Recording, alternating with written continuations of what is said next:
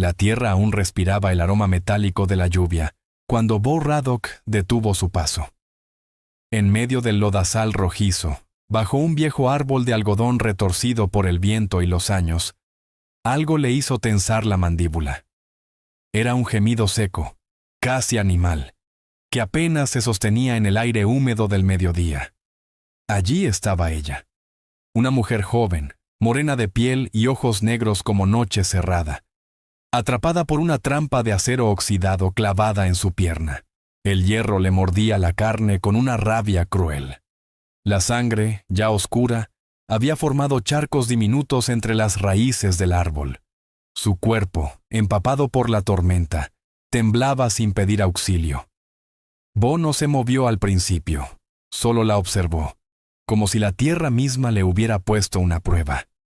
El silencio del campo no ofrecía testigos. Podía marcharse. Nadie lo sabría. Nadie lo juzgaría. Entonces la joven alzó la vista. Sus labios secos se entreabrieron. Su voz, desgarrada como un trapo viejo, apenas llegó hasta él. «Si vas a hacerlo, hazlo ya». No hubo súplica, no hubo miedo. Solo una declaración de rendición fría, como quien ya ha perdido todo. Bo dio un paso, luego otro. Al llegar a su lado, vio que la trampa no era nueva. Era del tipo que se usaba para osos hace décadas. El acero estaba astillado y sucio, pero aún tenía filo. El hedor de óxido y sangre le golpeó el estómago. Se agachó, sacó su navaja y comenzó a trabajar el mecanismo con cuidado. Ella no gritó. Solo cerró los ojos con fuerza. La trampa se abrió con un crujido. La pierna quedó libre, aunque la carne abierta prometía días de fiebre y dolor. Sin decir palabra, Bo la levantó entre sus brazos. Era más pesada de lo que parecía, no por el cuerpo en sí, sino por la rigidez que da el sufrimiento sostenido. Tenía la piel curtida por el sol, cicatrices viejas en los brazos, y una trenza larga caída sobre el rostro. La llevó al viejo establo, donde el olor a heno y madera mojada cubría el del miedo. La acomodó en un rincón seco, sobre un saco de grano vacío. Buscó agua en el pozo y limpió con delicadeza la herida. Cuando el trapo tocó su pierna, el cuerpo de la joven se estremeció, no de dolor, sino de costumbre. Una respuesta automática al contacto de otros. «Tranquila», murmuró Bo con voz grave. «No te haré daño». Ella abrió los ojos. Su mirada lo atravesó con una mezcla de dignidad y agotamiento. «Si muero, tú también». Bo asintió. Sabía lo que quería decir. Sabía que, al intervenir, se había metido en algo más grande que él. No era solo una mujer herida. No era solo una desconocida. Era una chispa en medio del bosque seco. Y ahora, todo lo que hiciera o dejara de hacer, lo marcaría para siempre. Apoyó su rifle junto a la puerta del establo. Se sentó contra la pared y respiró hondo. Afuera, el viento aún arrastraba hojas mojadas. Cada crujido, cada susurro, le parecía un paso ajeno. No durmió. Cada vez que el búho ululaba o el bosque gemía, sus dedos se tensaban en el gatillo invisible del recuerdo. A la mañana siguiente, cuando la primera luz entró entre las rendijas de la madera, Bo se levantó. Antes de salir, se giró hacia ella. «Si despiertas antes que yo, no huyas. Ya no hay lugar seguro allá afuera». Ella no respondió, pero sus dedos, aún manchados de barro seco, se cerraron suavemente sobre un poco de paja, como si decidiera, solo por hoy, quedarse. El sol ya estaba alto cuando Kaya abrió los ojos. La luz se colaba entre las rendijas del viejo granero, cayendo de lleno sobre la venda improvisada en su tobillo. Al moverse, un dolor punzante le atravesó la pierna como una brasa encendida. Apretó los dientes, negándose a soltar siquiera un gemido. Afuera, Bo Radok afilaba un cuchillo contra una piedra con movimientos lentos y constantes. El sonido del acero deslizándose sobre la roca era casi hipnótico, como si marcara el paso del tiempo en aquel rincón olvidado del mundo. Al escuchar el leve crujido de la paja detrás de él, no se giró. «Estás despierta», dijo sin levantar la vista. Kaya se incorporó despacio, apoyando la espalda contra la pared de madera. Respiró hondo antes de hablar. Su voz era baja, áspera, pero firme. «Tú cortaste la trampa». Bo asintió. «Sí». No hubo más palabras, ni explicaciones, ni preguntas. Pasaron varios minutos en silencio. Luego, como si le costara soltar cada sílaba, Kaya volvió a hablar. «Me dejaron atrapada para que recordara mi lugar». Su voz no tembló. No buscaba compasión. Las palabras salían como cuchillas, breves y certeras. Bo interrumpió el afilado. Dejó el cuchillo sobre una tabla gastada y la miró por primera vez con atención desde aquella noche. «¿Quién es?» Kaya bajó la mirada por un instante, luego lo sostuvo sin parpadear. «Los míos». «Apache». Hizo una pausa larga como un invierno seco. «Mi abuelo fue jefe. Dirigía con sabiduría, con justicia. Pero ya no queda espacio para eso. El nuevo líder, Hawken...» Su voz se endureció. «Quiere borrar su nombre, y yo soy lo único que queda de su sangre». Bo no respondió. No sabía cómo se enterraba un linaje. Solo sabía cómo se vivía con los fantasmas. «No me quería como mujer. Me quería como símbolo. Para mostrar que hasta la sangre vieja se arrodilla», continuó Kaya. «Yo le dije que no». Bo cerró los ojos un instante. El aire dentro del establo se volvió denso. «Entonces te dejaron en esa trampa, para que las otras mujeres vieran lo que pasa si una se niega». Kaya entrelazó los dedos sobre el regazo, con los nudillos blancos de tensión. «Me dejaron allí, hasta que rogara». «Pero no lo hiciste», murmuró Bo. «No». Otra pausa. El granero parecía contener la respiración. Bo se levantó, caminó unos pasos y volvió con una vieja manta, que colocó a un lado sin decir nada. Kaya no la tocó. «Si regresan», dijo él, «no serás la víctima». Kaya alzó el rostro, desafiante. «Ya no lo soy. Desde que dije no, ya no les pertenezco». Sus ojos tenían el color del desierto tras la lluvia, duros, pero vivos, y en ellos Bo vio algo que no esperaba encontrar. No miedo, no rabia, sino certeza. Entonces ella añadió, con voz casi susurrante, «Si me entregas, lo entenderé. No me debes nada». Bo miró hacia la esquina donde había tirado los restos de la trampa. El hierro estaba oxidado, manchado de barro y sangre seca. «Ya rompí el hierro una vez», dijo bajando la voz. «Ya es tarde para volver atrás».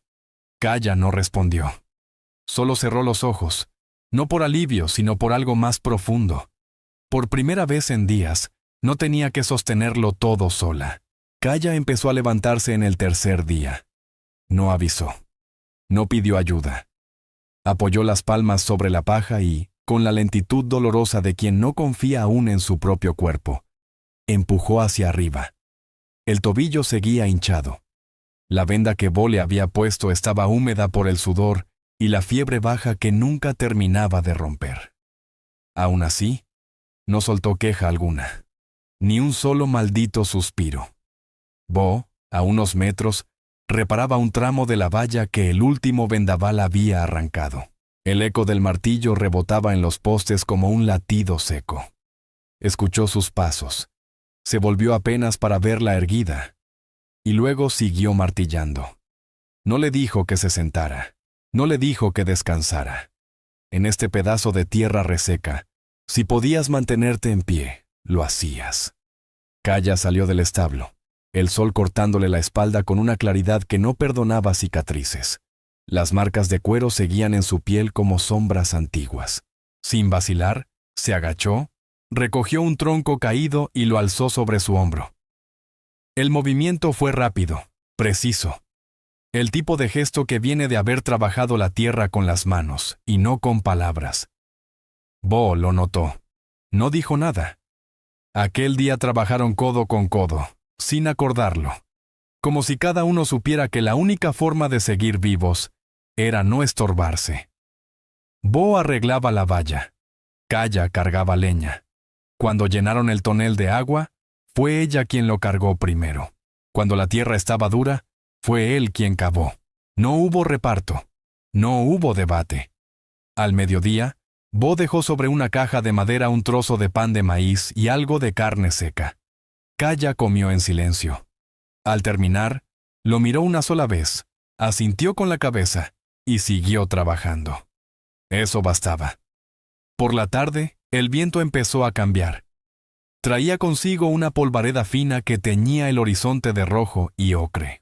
Kaya se arrodilló al lado del establo, mezclando barro con sus propias manos para tapar las rendijas por donde se colaba el frío.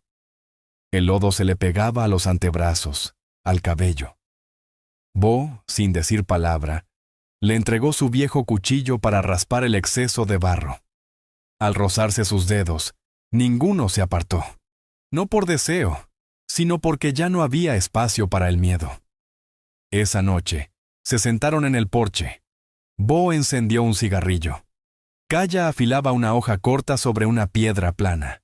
El chirrido del metal se mezclaba con el canto lejano de los grillos. Un sonido humilde, pero que sabía a mundo que seguía girando. Tras un rato largo, Kaya habló. Aquel día, te dije que si querías hacerlo, lo hicieras. Bo no se giró, solo asintió. Sí, y no lo hice. No lo necesitabas, añadió Kaya. Se hizo un silencio de los que pesan, de los que dicen más que un discurso. Esa noche, Kaya durmió profundo, sin sobresaltos, sin despertar empapada en sudor o en recuerdos. Afuera, Bo hizo una ronda lenta alrededor del rancho, deteniéndose a escuchar, a mirar las sombras, a notar cualquier cosa fuera de lugar. Su rifle colgado al hombro era más costumbre que amenaza. Sabía que la trampa no era solo hierro oxidado, era un símbolo. Y aunque él la había abierto, la cuerda que ahora los ataba era más fina, más invisible, y mucho más difícil de cortar. Desde aquel día, no hubo más división entre el trabajo de ella y el de él. Kaya, con el vendaje todavía apretando su tobillo como una mordaza, cruzaba el patio sin cojear frente al mundo. El dolor, aunque persistente, ya no gobernaba sus movimientos. Levantaba sacos, ordenaba herramientas, recogía astillas del suelo como si siempre hubiese vivido allí. Como si su cuerpo, marcado, curtido, desangrado, aún supiera que no había lugar más digno que el del que trabaja sin esperar gratitud. Bo Radok lo entendía, no con palabras, sino con la forma en que compartía el espacio. No preguntaba, no supervisaba. Si ella se acercaba con un cubo de agua, él le ofrecía el hacha para cortar leña. Si ella cargaba madera, él le señalaba con la mirada dónde colocarla. En ese pedazo de tierra sin leyes, donde el cielo era grande pero la justicia pequeña, nadie les decía qué hacer. Pero lo hacían igual. Una mañana, al volver del corral con una pala al hombro, Bo encontró el establo completamente reforzado. Las rendijas estaban tapadas con barro endurecido y la puerta colgaba de bisagras nuevas. Kaya estaba de pie, con el rostro cubierto de sudor seco y la trenza salpicada de tierra. Se quitó los guantes, se sacudió las manos y esperó a que él dijera algo. Bo miró el trabajo, asintió. Ella también. No hicieron falta elogios. Allí, el respeto se medía en acciones, no en halagos. Por las tardes, cuando el calor caía como una manta de plomo sobre la llanura, se sentaban bajo el alero. Bo encendía un cigarro que rara vez terminaba.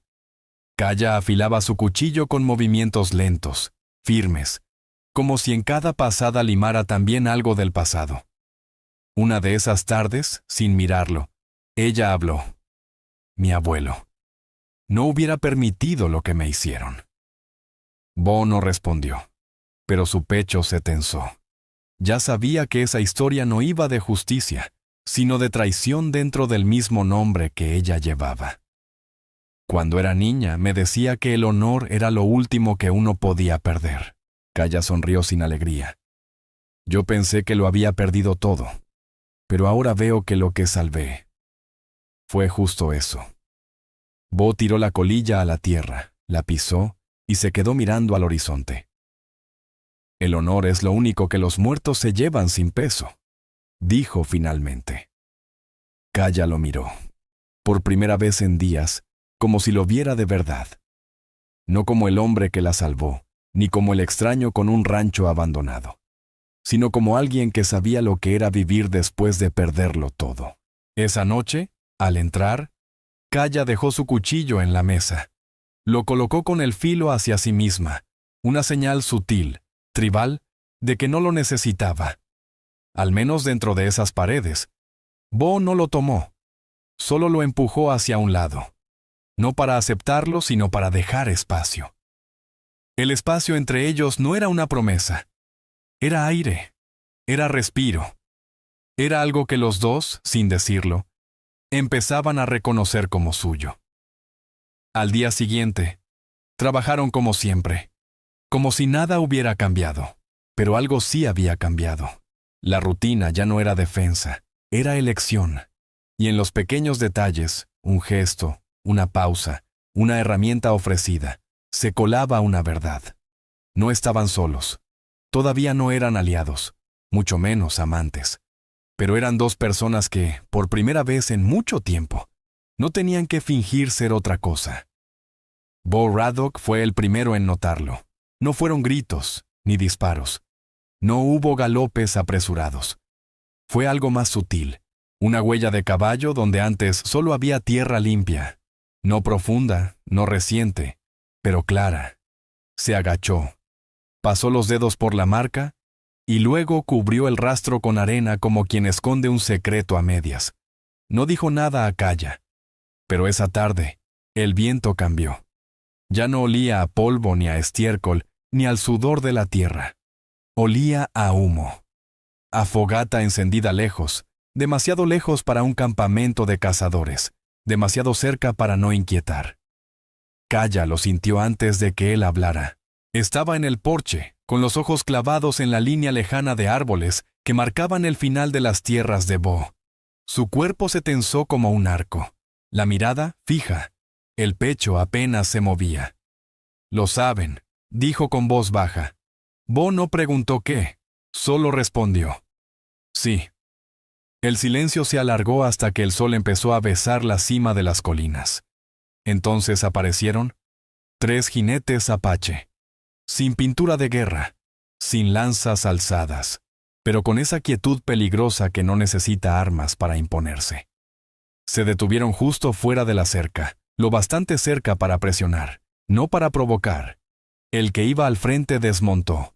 Su voz era seca, sin ira, sin urgencia, como si la verdad le supiera a hierro viejo. «La mujer que fue marcada. ¿Está aquí?» Bo no tuvo tiempo de contestar. Kaya bajó los escalones con paso firme. La herida ya no le hacía cojear. Se paró junto a Bo, pero no detrás de él. Miró de frente. «Estoy aquí». Uno de los jinetes, alto y de rostro impenetrable, fijó la vista en Bo. No había rabia en sus ojos, solo ese desapego gélido de quien sigue una orden que no le pertenece. «Fue castigada», dijo. «Tú cortaste la trampa. Eso es interferir con nuestra ley». Bo habló con calma, pero su voz tenía filo. «Corté lo que nunca debió atrapar a un ser humano». El viento silbó entre las tablas sueltas de la cerca. Nadie se movió. El apache mantuvo el silencio unos segundos. Luego bajó la mirada, no en sumisión, sino en cálculo. Cuando volvió a hablar, su tono era más áspero. «No lo dejarán pasar. No todos». Luego volvió a montar sin añadir amenaza ni despedida. Los 3 jinetes se dieron la vuelta y se perdieron entre las sombras al trote lento. Esa noche, Bo y Kaya no durmieron. Bo cavó pequeñas zanjas detrás del granero, ocultó herramientas, cubrió huellas. Kaya colocó sacos de arena contra las ventanas, recogió agua. Ató firmemente las puertas por dentro. Ninguno dio órdenes. Cada uno sabía lo que hacía el otro. Era como si hubieran ensayado una escena que sabían inevitable. Cerca de la medianoche, los cascos volvieron a oírse. Esta vez, desde el camino que venía del pueblo. 2 hombres a caballo. Uno portaba una linterna. El otro llevaba una estrella de metal brillante en el pecho. «Agente federal», anunció uno, al detenerse junto a la verja. «Se nos ha informado que ocultas a una apache castigada por su propia tribu». Bo no retrocedió. Kaya estaba detrás de él, con la mano descansando sobre el mango de su cuchillo. El agente miró la escena. Tomó nota en un cuaderno. «La ley no te protege en esto, Radok. Volveremos». Y se marcharon, sin más palabra. Cuando se perdieron en la oscuridad, la finca cayó en un silencio denso, como si incluso la noche contuviera el aliento. Kaya rompió ese silencio con voz apenas audible. «Si quieres parar, aún estás a tiempo». Bo miró su terreno, la cerca, el granero, la casa vieja que le había dado más frío que cobijo durante años. «No ahora», dijo. Y en ese instante lo supo. Desde ese día, cada jornada tranquila sería un préstamo, y el precio no tardaría en llegar. Vinieron cuando el sol aún colgaba alto en el cielo, lanzando sombras cortas y precisas sobre la tierra. No eran los 3 jinetes de antes. Esta vez eran casi 20. Apache, silenciosos, formaron una media luna frente a la cerca del rancho de Bo Radok. No llevaban pintura de guerra, no blandían rifles ni lanzas, pero su sola presencia, ordenada, paciente, inmóvil, pesaba más que una amenaza. En el centro del semicírculo, sobre un caballo oscuro como la brea, estaba Hawken, el actual jefe tribal. Recto como una lanza clavada en tierra. Vestía cuero curtido, adornado con cuentas blancas y huesos finos que le colgaban del pecho, como recordatorio de la sangre que representaba. Bo salió al porche sin arma en mano. Se detuvo en el umbral. No dijo nada. Kaya lo siguió un momento después. Tampoco ella llevaba cuchillo ni miedo. Las piernas que una vez fueron atrapadas y marcadas por el metal, ahora sostenían su cuerpo sin temblor, sin permiso. El jefe habló primero. «Cortaste la trampa del clan». Bo asintió. «Lo hice. Ocultaste a quien fue castigada por ley». «Lo hice. No hubo excusas. No hubo justificación. Solo la verdad, desnuda como la tierra roja a sus pies». Algunos guerreros fruncieron el ceño. Otros intercambiaron miradas. Hawken giró el rostro hacia Kaya. «Nieta del muerto», dijo sin cariño. «Fuiste perdonada en nombre de su honor, y rechazaste el lugar que se te ofreció». Kaya alzó la barbilla. «No soy algo que se ofrece». Las palabras cayeron como una piedra en un pozo seco. Un murmullo se movió entre los jinetes, no de rabia, de duda. Bo habló entonces, con voz grave, sin alzarla. No la castigaron por una falta. La usaron para que los muertos murieran otra vez. Hawken lo miró con ojos afilados. «¿Qué sabes tú del que murió?» «Nada. Pero sé reconocer cuando alguien usa la ley para aplastar al débil». Uno de los ancianos, montado en la fila de atrás, adelantó su caballo medio paso. Era Redmos, el viejo guerrero que había luchado al lado del abuelo de Kaya. Llevaba al cuello un trozo de hueso desgastado por el tiempo. «Esta muchacha», dijo mirando a los ojos a Kaya, «fue criada por él, y él nunca colgó mujeres para enseñar silencio». El silencio ahora era otro, más denso, más peligroso. Hawken recorrió con la vista el círculo de rostros que lo rodeaban, y vio lo que no esperaba ver: vacilación, incomodidad, culpabilidad en los ojos que hasta hace poco lo seguían sin cuestionar. En ese momento, se escuchó el crujir de ruedas y cascos en la distancia. 2 jinetes más llegaron desde el camino. Llevaban linternas y estrellas brillando en el pecho. Agentes federales. Uno de ellos habló. «Bo Radok, estás bajo sospecha por encubrir a una apache castigada según ley tribal». Nadie se movió. Hawken miró a los federales, luego volvió la vista a Kaya. Y por primera vez, dudó. «Decidiremos nosotros», dijo al fin. «No el hombre blanco». Los agentes miraron alrededor. Vieron los rostros duros. Vieron el suelo sagrado. Y entendieron. Allí, la ley que ellos portaban no tenía peso. El agente anotó algo. El otro escupió en la tierra. Luego se marcharon, sin arrestar a nadie. Bo se quedó entre dos mundos. No pertenecía a ninguno. Pero había una cosa que entendía bien. Cuando el nombre de los muertos se arrastra por el suelo, nadie sale ileso. Nadie. El jefe tribal Hawken seguía inmóvil sobre su montura, con la mandíbula apretada y los ojos recorriendo los rostros a su alrededor. Lo que vio no fue obediencia. Fue algo más peligroso. Silencio cargado de juicio. Guerreros que una vez bajaron la cabeza ante sus órdenes, ahora evitaban mirarlo a los ojos. La autoridad no se le había escapado aún, pero ya no la sostenía con ambas manos. Entonces, Redmos, el anciano guerrero con el hueso del abuelo de Kaya colgado al cuello, volvió a hablar. No miraba al jefe, miraba directamente a ella. «Tu abuelo», dijo en voz baja pero firme, «murió a caballo, defendiendo la frontera norte. No dejó hijos varones, pero dejó algo más importante: su honor». Redmos se volvió hacia los demás.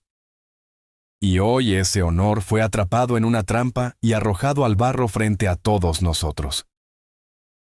Las palabras golpearon como martillo sobre yunque. Varios guerreros soltaron murmullos, esta vez no de duda, sino de vergüenza. Kaya no dijo nada. No necesitaba hacerlo. Estaba de pie, con la espalda recta y la herida antigua escondida bajo su ropa.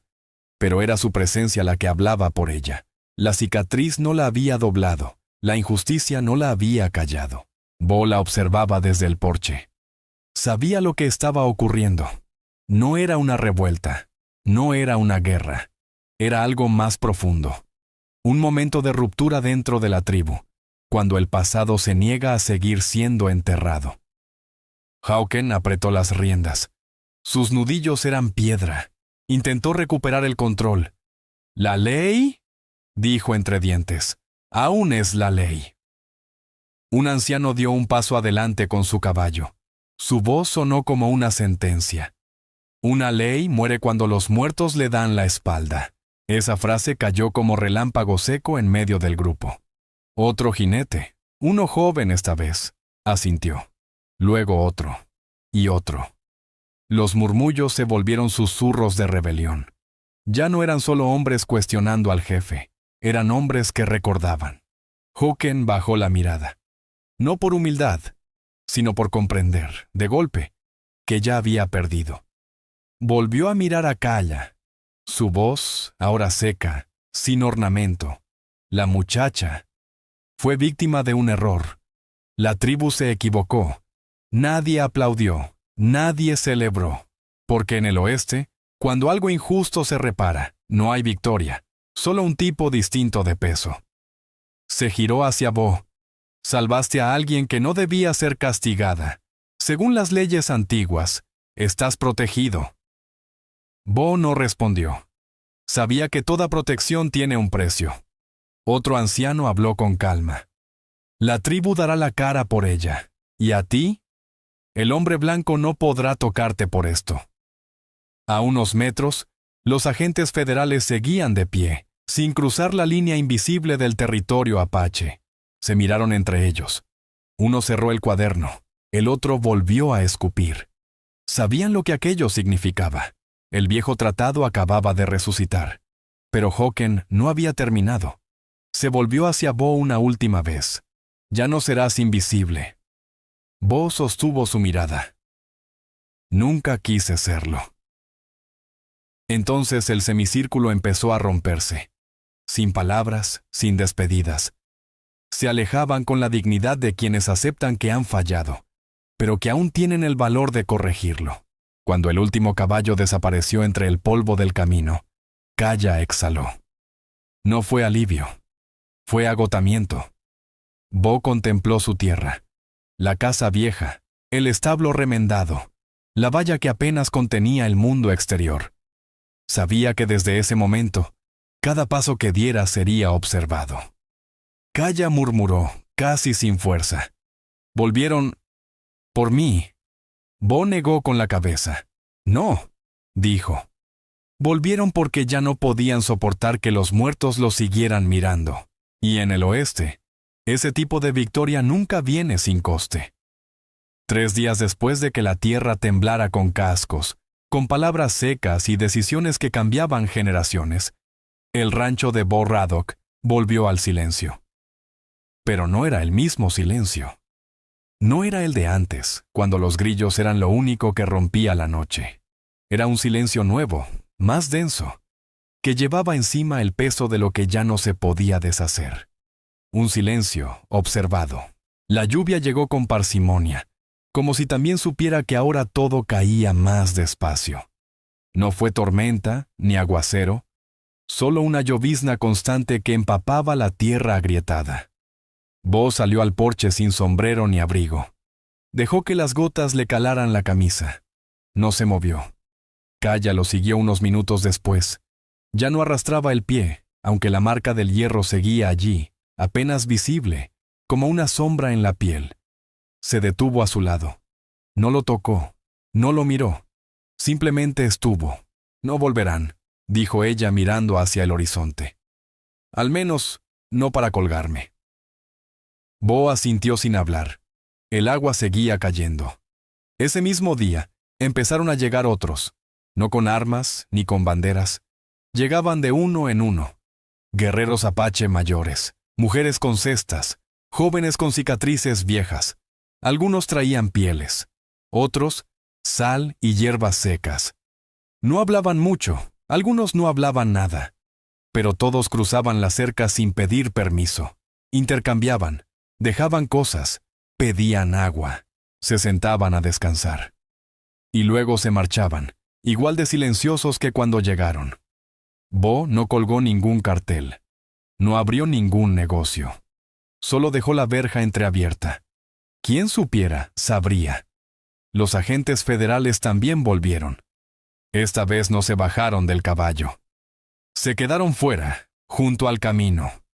Uno apuntó en su libreta. El otro observó la casa con mirada larga, como quien calcula el viento antes de disparar. No dijeron una palabra, pero sus ojos hablaban claro. El nombre Bo Radok ya no era invisible. Esa noche, Kaya y él compartieron el pan sin mesa de por medio. Bo encendió un cigarro y lo dejó consumir entre los dedos. ¿Te arrepientes?, preguntó Kaya. La pregunta flotó en el aire como el humo. Bo miró la brasa roja del cigarro. Luego, con voz lenta, respondió. Hay cosas que, si te arrepientes, no habrías llegado hasta aquí. Kaya entendió. No era una frase para ganar debate. Era el tipo de respuesta que solo dan los que han elegido con todo lo que tienen, y están dispuestos a cargar con ello. No volvieron a hablar del futuro. No era necesario. El amanecer siguiente los encontró trabajando. Kaya reforzó la estructura del establo. Bo abrió una zanja para canalizar el agua que bajaba de las colinas. Cuando el viento sopló fuerte esa tarde, ataron juntos el techo, sin discutir, sin mirar al cielo. Esa noche, Kaya dejó su cuchillo pequeño sobre la mesa, la hoja, perfectamente afilada. Lo colocó con cuidado, como quien ofrece algo que ya no necesita llevar encima. Aquí, dijo, ya no me hace falta.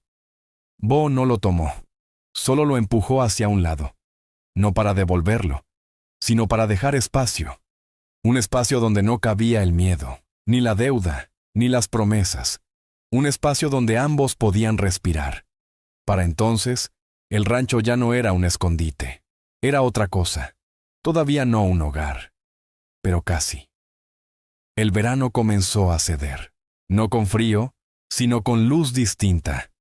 La tierra ya no respiraba polvo, sino humedad. El aire tenía ese olor a madera hinchada, a cuero viejo, a cosas que se quedan.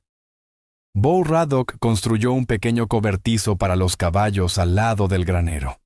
No lo hizo por necesidad urgente. Lo hizo porque podía. Porque, por primera vez en años, el rancho parecía querer quedarse en pie. Kaya ayudó. No con palabras, sino con clavos, martillo y paciencia. Los visitantes apaches seguían viniendo, ahora más jóvenes. Algunos se quedaban a pasar la noche en los márgenes del terreno. Dejaban ofrendas sencillas, una piedra pulida, un manojo de salvia, una cuerda trenzada. Nadie explicaba nada. Pero todo tenía sentido. Algunos traían noticias. Hawken ya no hablaba en nombre de todos. Redmoss guiaba ahora los consejos, y su voz, aunque quebrada por los años, tenía más peso que una lanza en alto. La paz que llegó no era completa.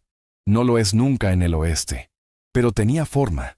Por otro lado, los agentes también regresaban. Se detenían al otro lado de la cerca.